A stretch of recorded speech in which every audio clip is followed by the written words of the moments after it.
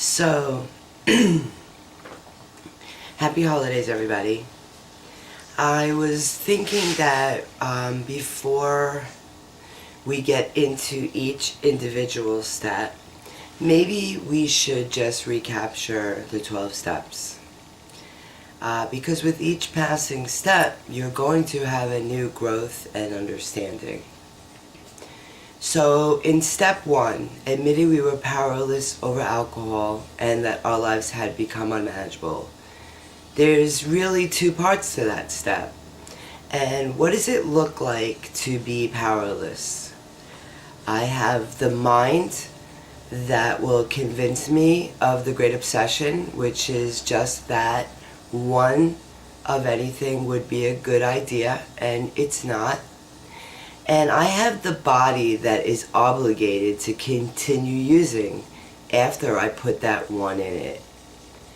And with or without alcohol, my life can become unmanageable.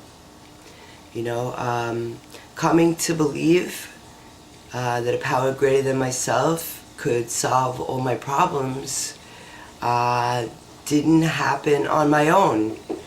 I came to believe because of the overwhelming and convincing testimony in the rooms. I saw that people were solving their problems with a power greater than themselves. It was something I couldn't keep denying. I always said this won't work for me. I was glad it was working for you, but I couldn't imagine that it would work for me. It wasn't until I completely surrendered. For me, that was joining the winning side. The war is over. I lost, and I was willing to join the winning side. It was a complete surrender. And that gift of desperation actually got me excited to walk back into AA and become willing to try it their way. Definitely not mine. And step 3, made a decision to turn my will and my life over to the care of God as I understood it. At that point, failure to turn my will and my life over to the care of God just kept giving me negative consequences. And ultimately, it's fatal. So I truly believe that I did that one time. I said the prayer, being convinced. I was at step 3, and for me, that was no longer being confused about what drugs and alcohol did to my life every single time. Every single time. It wasn't how I started off, it was where I always wound up. And for me, it was the same thing. Death, ultimately, the only thing I really haven't experienced would be death. And step 4, I did some heavy lifting, heavy house cleaning, because I understand that if I had 100 things to tell and I only told 99, there was that one thing that was going to come back and haunt me and bite me in the ass. And I have suffered enough. So failure to turn my will and my life over to the care of God could lead to unresolved resentments, which could also convince me of the great obsession.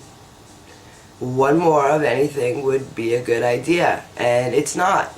And it was super important for me to do that heavy lifting, thorough house cleaning, because I like the benefits of living in a clean house. Although I might not always like to clean it. I promise you, I did the best I could. I shared it with another sober person that probably did the same things or worse, but could identify. And in 6 and 7, I was able to look at my character defects and actually look them up and try to practice doing the opposite. So if I had dishonesty, I would practice honesty. If I lived in fear, I would practice courage. Things of that nature. And I prayed for the willingness. And I don't think God removes all of our character defects at once. As they come up and we become aware of them, for me, I could start to practice the opposite, be on the beam. Practice honesty, integrity, courage, faith, service, selflessness, self-sacrifice. And I stay committed to doing that all the time. I try to. And in steps 8 and 9, we already did the heavy lifting.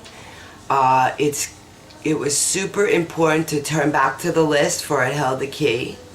And that was turning back to the people that I had hurt and making columns of people that I could immediately make amends to.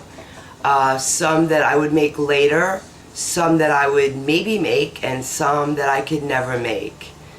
And fearlessly starting off, and it was all a matter of starting. I'm pretty sure that doing step 9 would take a lifetime.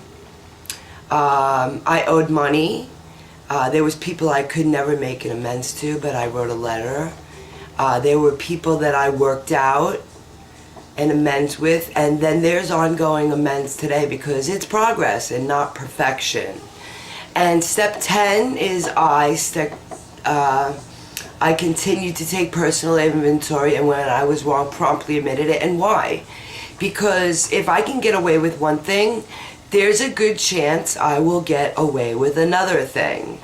And that was what always got me jammed up in the past.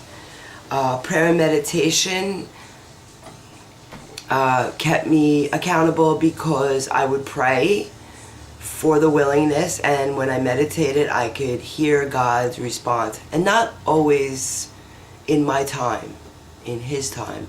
And it gets easier with each passing day. I know today that God's will for me is to keep my commitment to the commitment, and having had a spiritual awakening, not a spiritual experience, because that would kind of be like a white light experience like Bill Wilson had, but the awakening, which is gradual, it's the growth in understanding with each passing steps. I'm able to have a message to carry this message to alcoholics and practice these principles in all my affairs. And when they talk about principles before personalities, today I understand they're talking about my own personality, because I'm in danger of my own self. Not you. I'm in danger of my own self. It's my mind.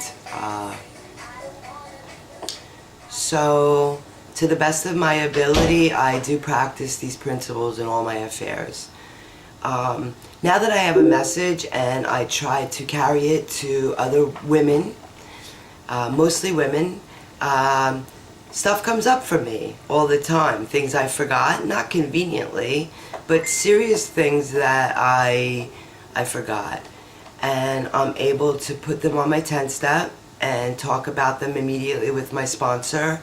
And if there's something that I can make amends to, I don't just say sorry, because an expression of sorrow isn't always appropriate, but God lets me know when it's appropriate, and I can admit I was wrong and try not to ever do it again. And I'm going to get more in depth with the steps on an individual basis, but I just wanted to get that out of my mind while it was in my mind.